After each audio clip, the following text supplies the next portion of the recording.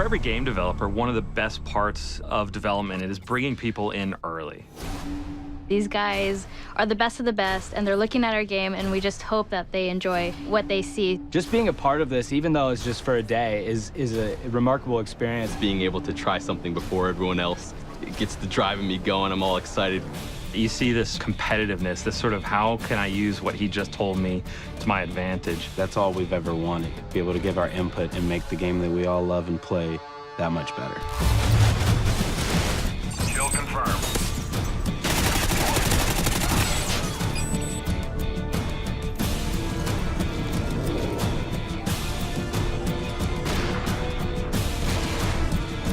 Crank really developed from the idea of playing again with the TDM rules. We've added this idea that once you get a kill, you become cranked. You start speeding up, you're running all crazy. And then you have 30 seconds to kill another enemy, and if you don't, you explode. And die. And all of a sudden it becomes very frantic Call of Duty. Lots of kills really quickly. I was running around the map going crazy looking for that last kill at the 2-second mark. You get a guy in your sights and someone comes in and steals that kill from you, and then you blow up, that's kind of a problem.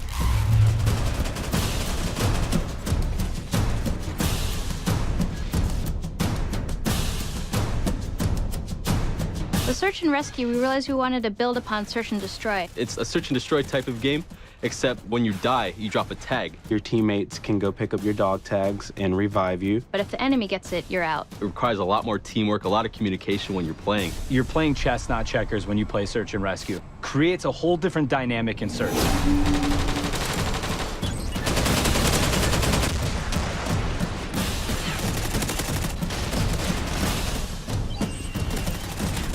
Reviving teammates and taking out the enemy's tags became another objective within the search and destroy mode. I think it's going to be a lot more strategy involved.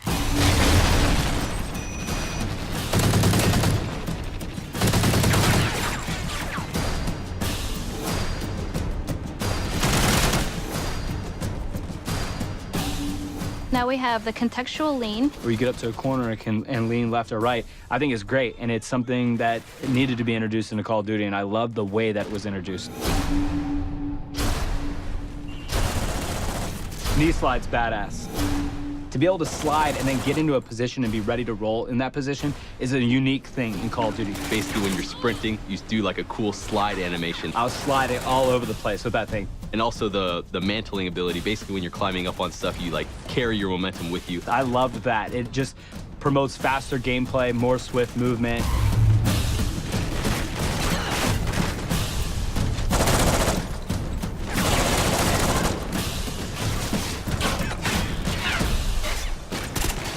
We brought back Assault, Support, and Specialist. And with Assault, I saw a lot of people choosing the dog, and it's one of my personal favorites as well. To have this companion, this dog that helps you out, is so cool. It'll growl or bark when there's an enemy nearby, so you may be alerted to someone upstairs or right out the corner. We haven't really seen that in Call of Duty before, to have real AI things that escort you around the map. That really appealed to me. We revamped the way we use UAV. Now they're called SATCOMs. This adds a different element as far as being able to hide these, stack them, put them off to the side, and then play a little bit more defensive mind, because now you can actually protect your UAV. The first tier will give players eyes on.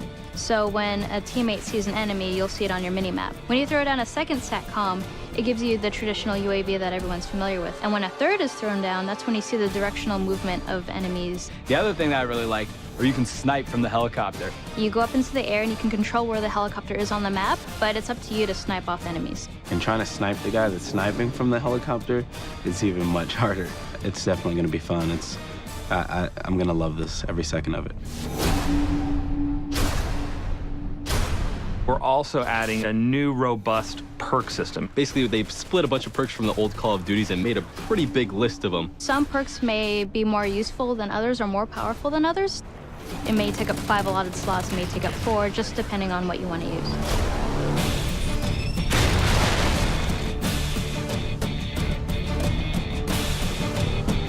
Usually when you're playing online, you have your headsets and you're calling out where enemies are, but sometimes when you're here in the moment, you forget to.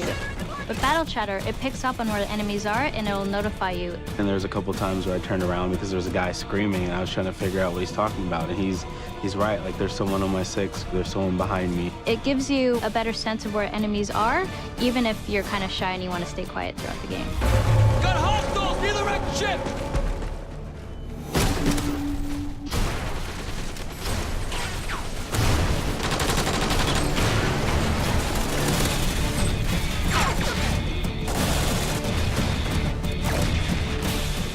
Working on Call of Duty Ghosts has been an amazing trip. We're getting close to the finish here. Everyone's really excited. We were a launch title for the 360, and now to be a launch title for the Xbox One, it's a really, it's kind of a fun, monumental occasion for us. We know it's a lot more work. We know it's a lot harder, and that actually, I think, just drives us more. And I'm really excited about how Call of Duty Ghosts is going to turn out on Xbox One.